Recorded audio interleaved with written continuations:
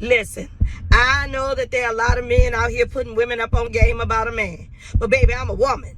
And I can tell you about a woman. And let me tell you about that woman that's taking care of her man.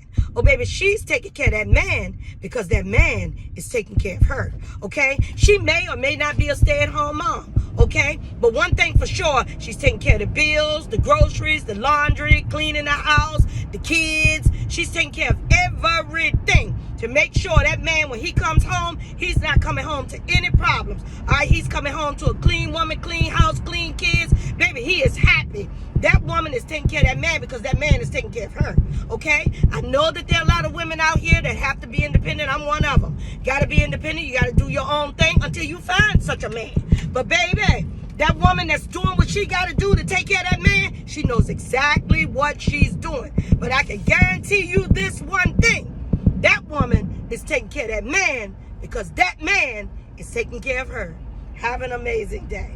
I love my mother. She's a perfect example of who I think a woman should be. And so my mother had my mother's Jamaican. She has culture in her still. She still does the thing. If I go to my mom's house right now, she's gonna hand me my plate. She's gonna serve my plate and give me my food. Not that that's what I expected, but I seen that as an example. Right. She took care of me, right? And I now forever, I will take care of my mom forever. Yep. Right? Yep. And so that was the example that was shown to me. And so as I grow older and you start to be in society and you start to travel and I start to go overseas and I come back home. Oh, let me go back one more time.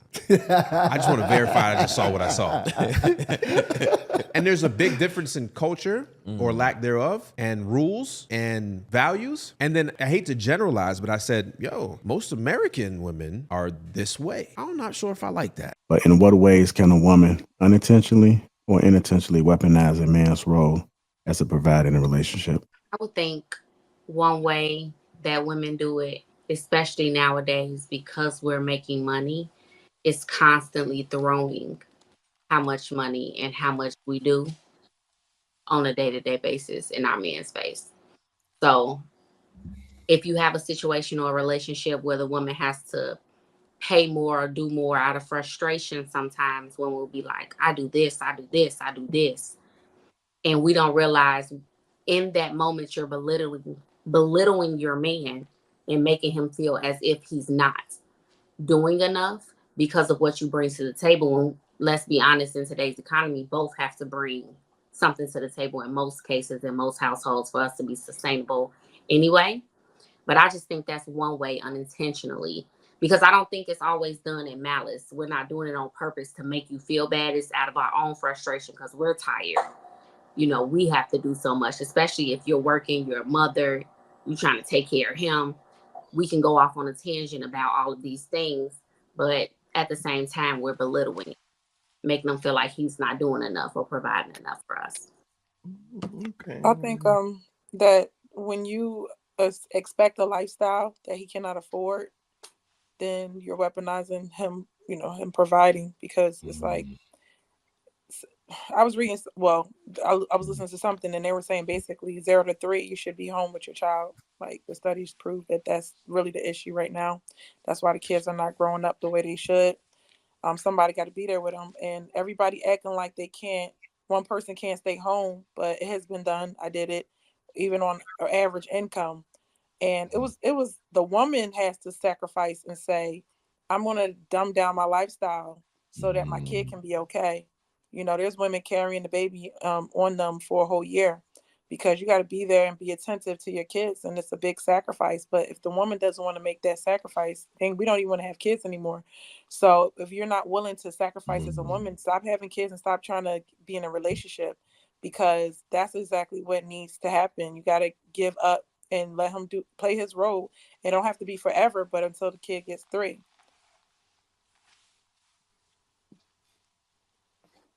Facts. Want to say something, Ty? Yeah, I just wanted to piggyback off that a little bit. I mean, I totally agree. I did it for the first year when my daughter was born. But I think it can be extremely hard for women to do that, especially when the income isn't equal. So if you have a woman that's making substantially more and has been more of the breadwinner in the family, even after she has the child, for her to relinquish, first of all, that control that she usually had control of her finances. So she could make sure all her bills are paid. She could make sure everything's done, even if he can't do it. But then you want me to let it go. And now I have to look to you knowing that maybe by yourself, you're not able to sustain all of us. I feel like sometimes for women, that feels like we're putting even more pressure on the man. Yes, your child needs your attention and needs someone there, but then it's like, who's really going to pay for all of this? And if you weren't able to do it beforehand, how can I automatically expect for you to do it all now? So that's my only rebuttal to that. Can I rebut back? Because Yeah.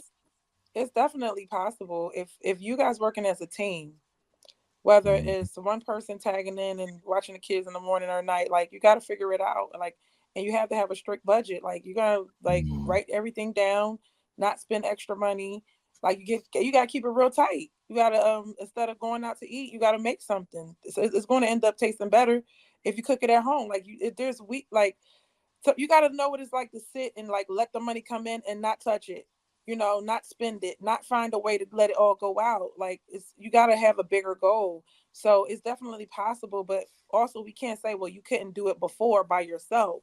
Like if you really think about, okay, let me go back to the old numbers. It was $900 average to rent in Philadelphia. So you paying $900 for rent. That's the old numbers. Then you was paying $200 for electric, right, and gas. So you really got $1,300 to spend plus transportation. So you could really live off of $2,000 a month. You see what I'm saying? Or you would have to save. Like I know a lady that was a nurse. She saved for like a year's worth of income so she can go to nursing school or whatever. Like you gotta be strategic, And it's not easy, but it's possible. But if you work together as a team, but if you you ain't doing this and you ain't doing that. Okay, I got a question since you just brought that up. For the men, on Father's Day, even if let's just say you never even talked to your woman about bringing another party to the thing, but she did on Father's Day. You come to your room at night thinking you about to go to sleep and whatever, and you get supplies. I mean, would you follow through with it? Or would you say, that's not what I want? I need You talking about she bring another woman? Yeah. Yeah, of course you're going to follow 2-hour heads up. You know what I'm saying? You need a 2 hours heads up? Like a 2-hour heads up. You feel me? Yeah, he need to dump his Viagra. You need the honey pack? I just need to be mentally prepared. Nah, I don't need no honey pack. I just need to be mentally prepared. Like 2 hours. You know what I mean? You gotta let a brother know he about to have a threesome. Like you don't just spring that on a nigga. Okay. I gotta be ready to perform. That's something stupid that I would do. Like if I ever done that before, like I wouldn't think to talk about it. I would just think like, let me do that. I mean, but it'd probably be a bad idea. But I'm not the best at stuff like that. No, that's not a bad idea.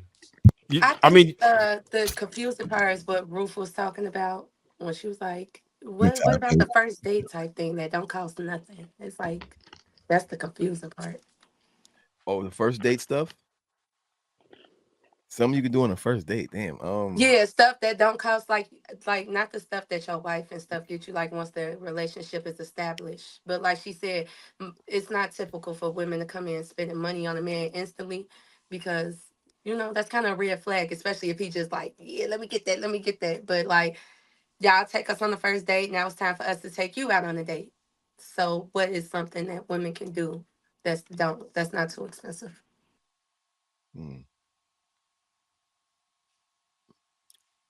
Well, me personally, I'm a smoker.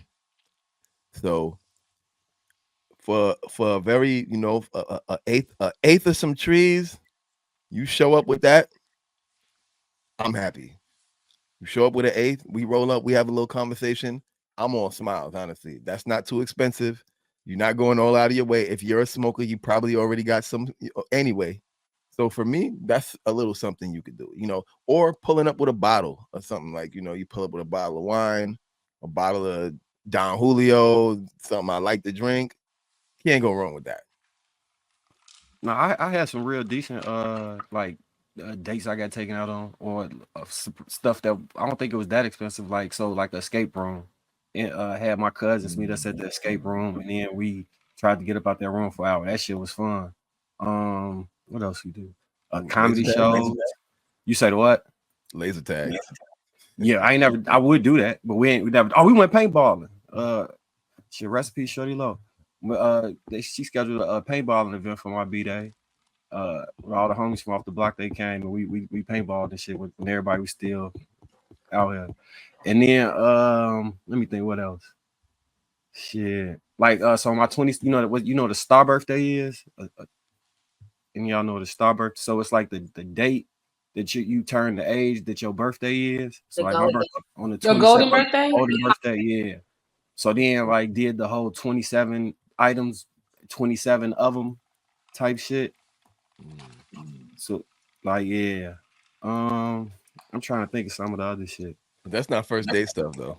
Because I was gonna say, I'm not used to your